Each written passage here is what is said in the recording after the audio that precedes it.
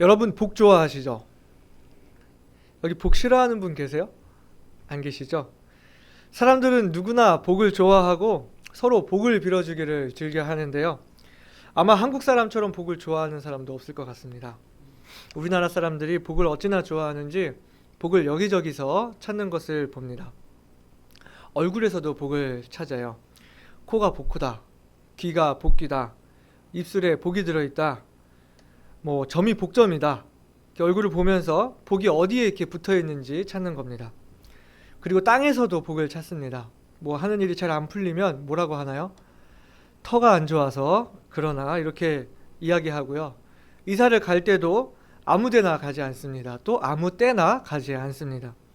뒤로는 산이 있고 앞으로는 강이 흐르는 그런 지역, 수맥이 어떻게 흐르는지, 그 지역이 복된 땅인지 보는 거예요. 그래서 부동산을 옛날에 복과 덕이 있는 방이라 그래가지고 복덕방이라고 불렀습니다.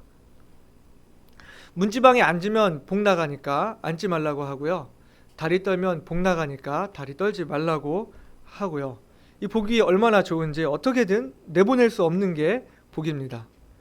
그래서도 처음 보는 사람이 인복이 있으세요? 이렇게 다가오면 혹해가지고 따라가서 어떻게 되나요? 그 돌을 묻는 분들한테 당하는 거예요. 그렇게 우리가 참 복을 좋아합니다.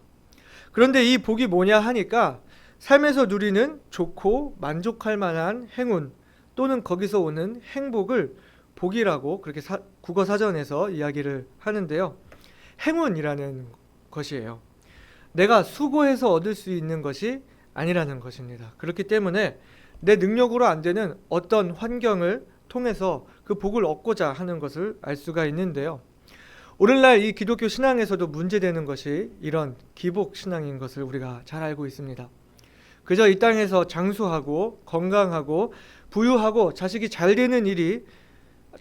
되고 또 하는 일이 잘 풀리기를 바라서 우리가 하나님께 기도를 하는데 마치 어떤 나무 앞에 어떤 돌 앞에 물 떠놓고 기도하듯이 비나이다 비나이다 천지신령께 비나이다 이런 식으로 하나님께 그렇게 기도하는 모습들, 그래서 그렇게 복을 빌려고 교회 나와오는 사람들, 그리고 그런 사람들에게 교회 나오면 예수 믿으면 건강해지고 부유해지고 하는 일이 잘 된다고 가르치는 그런 사람들이 오늘날 주님의 교회들을 욕먹이게 하고 있는 것입니다. 여러분 교회 나오면 복 받나요? 네, 복 받아요. 그러면 주님께서 진짜 말씀하시는 그 진짜 복은 무엇일까요? 오늘 본문을 보시게 되면 자주 눈에 보이는 단어가 복이 있다 하는 그런 말입니다. 엘리사벳과 마리아가 만나는데 이 엘리사벳이 마리아에게 말하기를 여자 중에 네가 복이 있다. 내 태중의 아이도 복이 있다. 믿은 여자에게 복이 있다. 계속해서 이렇게 복이 있는 여인이라고 말하는 것을 보게 됩니다. 그리고 마리아가 찬양하면서 이야기하기를 이제 후로는 만세에 나를 복이 있다 일컬으리로다 하고 하면서 이렇게 기뻐하는 것을 보게 됩니다. 우리가 지난 시간에 주님께서 우리에게 주시는 그 은혜에 대해서 같이 생각을 해보았었는데요. 오늘은 과연 이 복이 무엇인가 하는 것을 같이 생각해 보면서 이 복이 어디로부터 오는 것인지, 또 우리가 구하고 누려야 할 복이 어떤 복인지, 이 복이 실제로 복이 되기 위해서 우리가 어떻게 해야 하는지 함께 교훈을 나누기를 원합니다. 우리가 알아야 할 첫 번째는 바로 하나님이 복의 근원이시라는 것입니다. 오늘 본문에 나오는 이야기를 잘 살펴볼까요? 지난 시간 마리아가 천사 가브리엘로부터 아들을 낳게 될 것이라는 소식을 들었습니다. 그러면서 아이를 가질 수 없다 하던 이 친척 엘리사벳이 임신을 한 지 6개월이 지났다고 했습니다. 자신에게 말씀하신 하나님의 말씀이 그대로 이루어지겠다고 이 믿음으로 고백했던 마리아는 오늘 말씀을 보면 천사가 떠나가자마자 바로 엘리사벳을 찾아갔다는 것을 알 수가 있습니다. 여기 갈릴리 나사렛으로부터 유대 한 산지에 있는 동네까지 아무리 멀었다고 할지라도 일주일 이내로 도착할 수 있는 그런 거리였을 것입니다. 그런데 놀라운 것은 마리아가 엘리사벳을 만나서 축복을 비는 그 인사를 할 적에 엘리사벳의 그 태중에 있는 아이가 뱃속에서 뛰어놀았다는 거예요. 근데 이 태동이 평소 느끼는 일반적인 태동이 아니라는 것을 이 엘리사벳은 안 겁니다.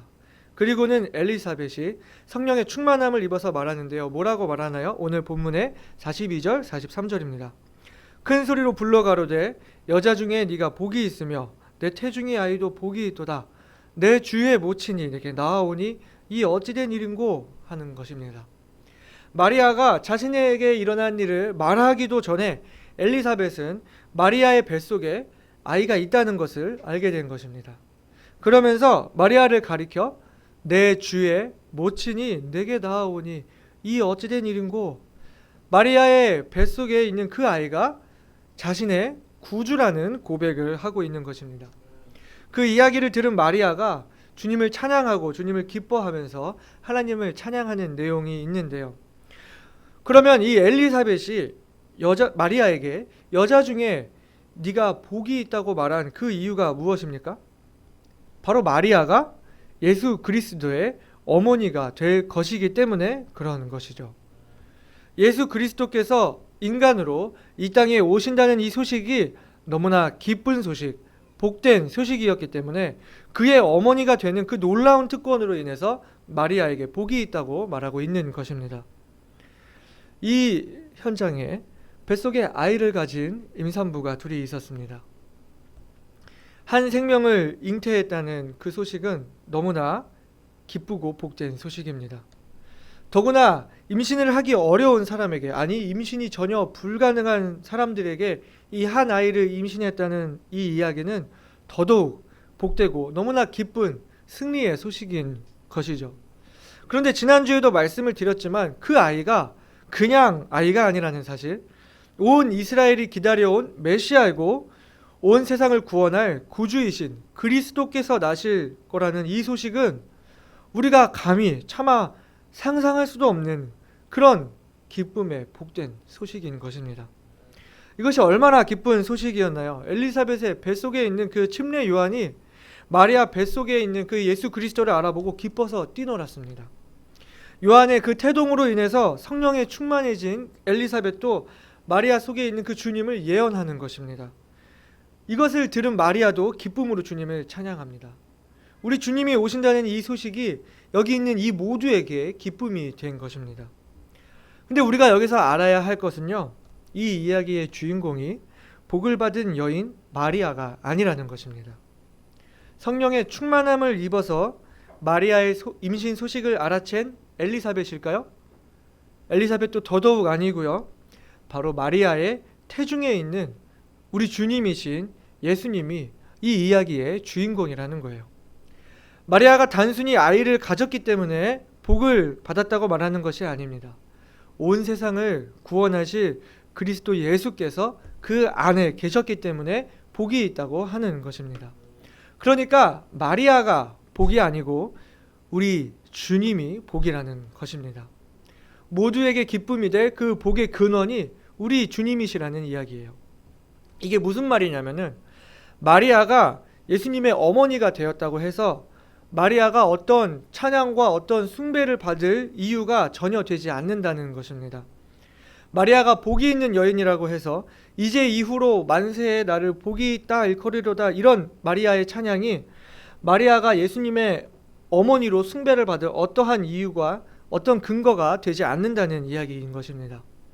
우리가 지난주에도 이야기를 했었지만 마리아가 어떤 자격을 갖추고 있었던 것이 아니었습니다. 엘리사벳, 마리아 모두 마찬가지로 이들 또한 구원이 필요한 죄인이었습니다. 엘리사벳이 이 마리아의 태중에 있는 아기에게 나의 주시라고 고백하게 되는 것, 또 마리아가 태중에 성령으로 잉태되었음을 알고 주님을 찬양하는 것, 자신의 비천함을 주께서 돌아보셨다고 하는 이 고백은 주님 앞에 내가 이러한 축복과 은혜를 누릴 만한 자격이 없는 사람임을 겸손하게 이야기하는 것입니다. 예수님께서 마리아 안에 계시다는 것이 마리아의 어떤 존재가 바뀌는 것이 아닙니다. 마리아가 갑자기 뭐가 되는 게 아니에요. 죄인은 여전히 죄인이라는 것입니다. 예수님께서 마리아 안에 계심으로 인해 마리아에게 찾아온 변화는 어떤 존재의 변화가 아니라 삶의 변화인 것입니다. 예수님이 아니었다면 이 마리아는 그냥 아무것도 아닌 것입니다. 예수님으로 인해서 마리아에게 어떤 의미가 생긴 것입니다. 마리아가 복이 있는 여자라고 하는 것은 마리아가 복이 있는 것이 아니고 마리아 안에 계신 예수 그리스도로 인해서 복이 있다 말할 수 있다는 것입니다. 그렇다고 한다면 이 복의 근원이 하나님으로부터 오는 것이라면 오늘날 우리들도 같은 복을 누릴 수 있을까요? 네, 바로 우리가 복이 있는 사람이라는 겁니다. 내 안에 주님이 계시다면 내 안에 계신 주님으로 인해서 우리가 복이 있는 사람이 될 수 있다는 것입니다. 마리아 안에 주님이 계셨던 것처럼 내 안에 주님이 계시기 때문에 그 자체만으로 이미 우리는 복이 있는 사람이라는 사실입니다. 예수님을 제외하고는 이 마리아를 이야기할 수가 없었습니다. 예수님이 없으면 마리아는 아무것도 아닌 거예요. 우리에게 아무 의미도 주지 못합니다. 얼마 전에 이 토이스토리 4 애니메이션이 개봉을 했습니다. 자, 초등학교 때 저희 집에 토이스토리 1편, 2편 이 비디오 테이프가 있었거든요. 제가 몇 번이나 반복해서 봤는지 이 영화 내용, 이 영화 대사를 다 외울 정도로 제가 아주 좋아했던 애니메이션이었는데 3편으로 끝난 줄 알았더니 얼마 전에 4편이 또 나왔다고 해서 제가 보러 갔습니다. 혹시 보신 분 계시나요? 안 계시죠? 그럼 이거 어떤 이야기인지 알고 계시나요? 네, 토이 스토리는 말 그대로 이 장난감들의 이야기인데요. 장난감이 사람처럼 살아있어서 이 주인이 가지고 놀 때는 이렇게 가만히 있는 장난감이지만 주인이 없을 때는 자기들끼리 그 장난감들의 삶을 살아간다는 설정입니다.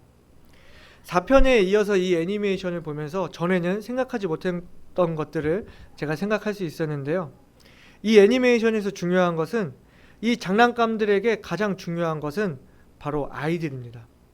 아이들이 가지고 놀아줘야 이 장난감들에게 존재의 의미가 있는 거예요.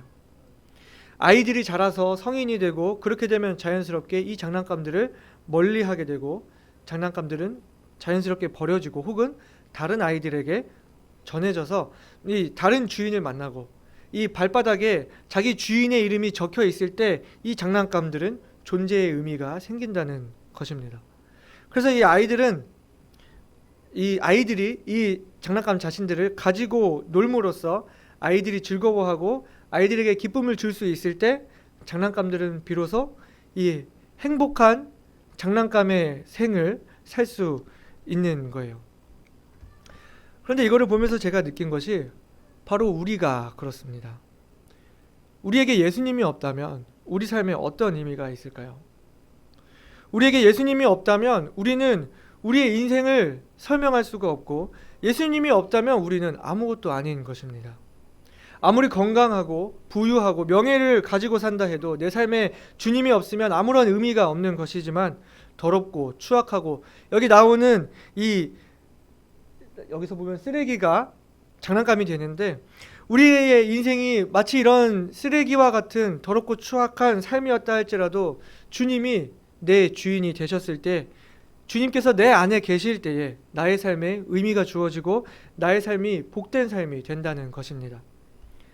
지혜자매님께서 지난주에 그렇게 간증을 하셨어요. 사람들이 자기를 좋아하는데 그게 나를 좋아하는 게 아니고 내 안에 계신 주님이 좋기 때문에 그런 게 아닐까? 내 인생은 주님을 만나기 전과 주님을 만난 이후로 나뉘어지고 지금 내 삶은 예수님을 빼놓고는 도저히 말할 수가 없다고 하는 그런 말이었어요. 바로 그렇습니다. 내가 복이 있다 하는 것은요, 내 안에 주님이 계시기 때문에 그런 거예요. 주님이 나의 주인이 되시고 성령으로 인쳐주시고 하늘나라 생명책에 내 이름이 기록되었다는 것, 내 안에 주님이 계시다는 것 그 자체만으로 우리가 복이 있는 사람이라는 것입니다. 건강하고 부유하고 자식이 잘 되고 가정이 화목하고 하는 일이 잘 돼서 복받았다고 말하는 것이 아니고요. 주님께서 내 안에 계시기 때문에 복받았다고 말할 수 있습니다. 교회 다녀서 복받는 것이 아니고요. 주님께서 내 안에 계시기 때문에 복받았다고 말할 수 있는 것입니다. 그것밖에 없습니다. 그렇다면 이 두 번째, 이 복을 받기 위해서는 어떻게 해야 할까요? 먼저는 주님을 영접해야 합니다. 요한복음 1장 12절 13절 우리가 너무 잘 알고 있는데요. 영접하는 자 곧 그 이름을 믿는 자들에게는 하나님의 자녀가 되는 권세를 주셨으니 이는 혈통으로나 육정으로나 사람의 뜻으로 나지 아니하고 오직 하나님께로서 난 자들이니라. 제가 첫 번째로 복의 근원이 하나님께 있다고 말씀을 드렸습니다. 어떤 한 사람이 아니라 바로 주님께서 복이신 거라고요. 근데 요한복음 1장 12절 13절에서 무엇이라고 말씀합니까?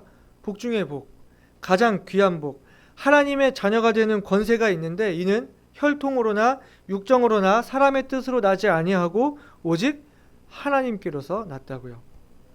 우리 주님이 복이시라면은 가장 먼저 우리가 해야 할 일은 바로 주님을 영접하는 일, 내 마음에 주님을 모시는 일입니다. 우리 마리아의 찬양을 다시 한번 볼까요? 46절부터 49절입니다. 마리아가 가로되 내 영혼이 주를 찬양하며 내 마음이 하나님 내 구주를 기뻐하였음은 그 계집종의 비천함을 돌아보셨음이라. 보라 이제 후로는 만세에 나를 복이 있다 일컬으리로다. 능하신 이가 큰 일을 내게 행하셨으니. 능하신 주님께서 큰 일을 내게 행하셨다고 하는 것. 이 엘리사벳은 마리아가 오는 것을 보고 무엇이라 했습니까? 내 주의 모친이 내게 나아오니 이 어찌된 일인고. 무엇을 이야기하는 걸까요? 주님과 개인적인 관계를 맺어야 한다는 것입니다. 더 쉽게 말해볼까요? 주님께서 나와 무슨 상관이 있느냐 하는 것입니다. 예수 그리스도께서 나와 무슨 관계냐? 예수 그리스도 그분께서 날 위해 무엇을 하셨는가 하는 것을 알고 믿어야 한다는 것입니다. 우리 너무나 잘 알고 있는 말씀 고린도후서 13장 5절 우리 같이 찾아보겠습니다. 우리 고린도후서 13장 5절 말씀입니다.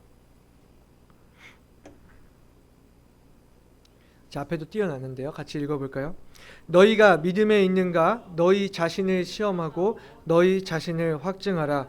예수 그리스도께서 너희 안에 계신 줄을 너희가 스스로 알지 못하느냐?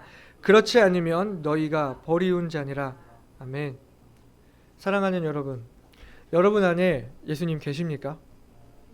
예수님을 정말 당신의 구세주로 믿으십니까? 예수님을 마음에 모셔드렸습니까? 예수님을 나의 구주로 받아들임으로, 여러분의 입술로 예수 그리스도를 나의 구주라고 고백함으로 주님과 개인적인 관계를 맺으셨습니까? 바로 우리가 복 있는 사람입니다. 아직까지 진심으로 예수님을 나의 구주라고 고백하지 못하고 아직까지 예수님을 마음에 모시지 못한 분 계십니까? 아직까지 예수 그리스도께서 날 위해 무슨 일을 하셨는지 알지 못하는 분 계십니까? 상담을 요청하세요. 오늘 저녁에라도 예수님을 마음에 모실 수 있기를 바랍니다. 우리가 이 복을 얻기 위해서 두 번째는 성령 충만해야 합니다. 오늘 이야기에서 우리가 또 한 가지 특이한 점을 찾자면 이 엘리사벳이 마리아의 태중에 예수님이 계신 것을 알고 마리아를 축복했다는 것인데요. 엘리사벳이 마리아의 태중에 예수님이 계신지 어떻게 알았습니까? 오늘 본문에 보면 그 이유가 성령의 충만함을 입었다고 말씀하는데요. 엘리사벳이 성령의 충만함을 입은 이유가 있었는데 그것을 엘리사벳의 복중에 있는 이 요한이 기쁨으로 뛰놀았기 때문이라고 말하고 있습니다. 그러니까 요한이 먼저 마리아의 태중에 있는 예수님을 알아본 것이고 이에 따라서 엘리사벳도 그 사실을 알게 되었는데요. 엘리사벳의 복중에 있는 이 요한이 어떻게 예수님을 알아보았을까요? 이 요한 또한 성령이 충만했기 때문에 예수님을 알아본 것입니다. 우리가 전에도 읽었지만 누가복음 1장 15절에 어떻게 이야기합니까? 가브리엘이 사가랴에게 요한을 가지게 될 것을 이야기할 때에 요한이 어떤 사람이라고 이야기합니까? 모태에서부터 성령의 충만함을 입을 사람이 바로 요한이라고 말하는 것을 보게 됩니다.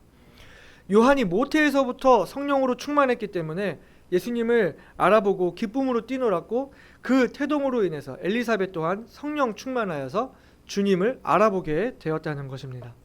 그러니까 이 이야기가 말하는 것이 무엇입니까? 우리가 성령 충만할 때에 주님을 알 수 있게 한다는 것입니다.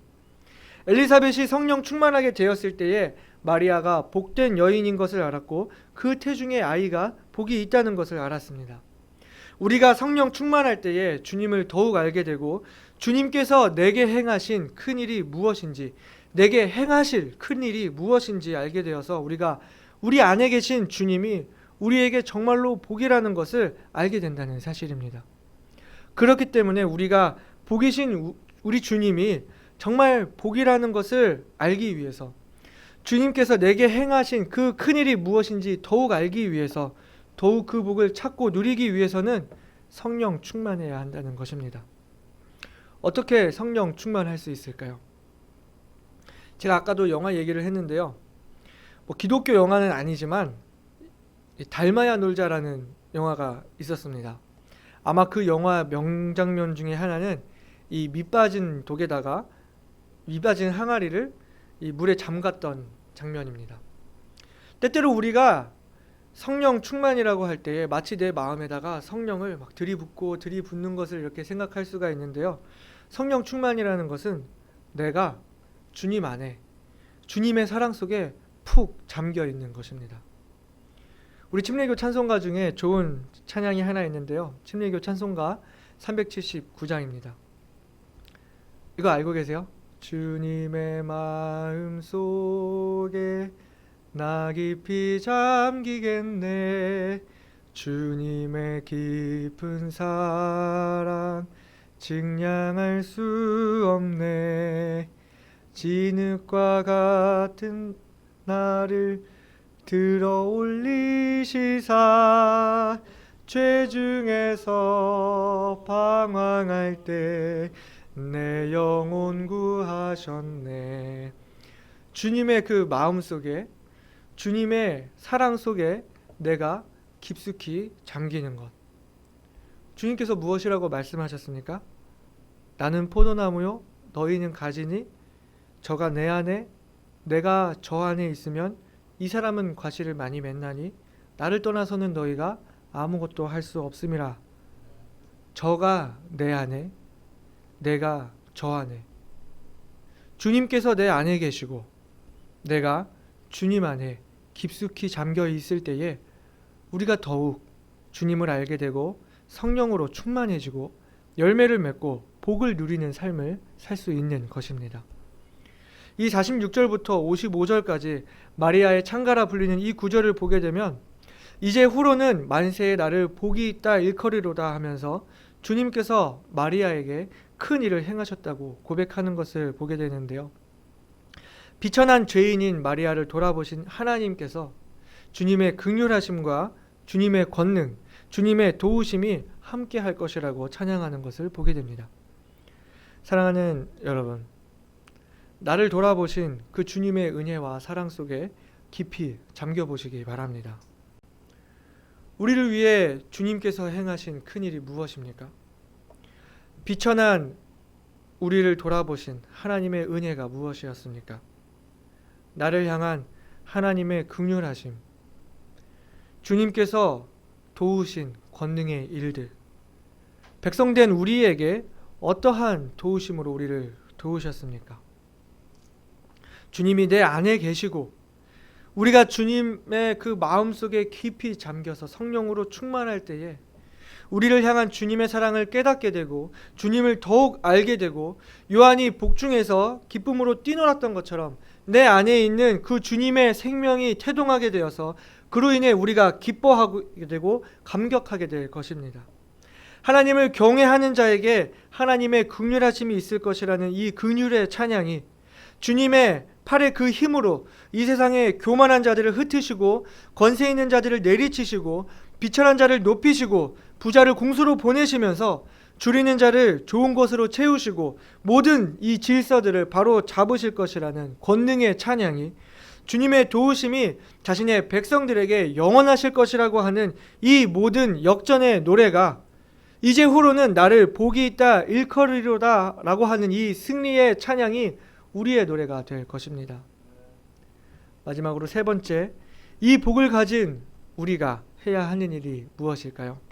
이제는 우리가 이 복을 나눠야 하는 것입니다. 뱃속에 아이를 가지게 된 임산부에게는 자기 목숨만큼 귀한 사명이 생깁니다. 이 아이를 건강하게 출산해야 한다는 사명입니다.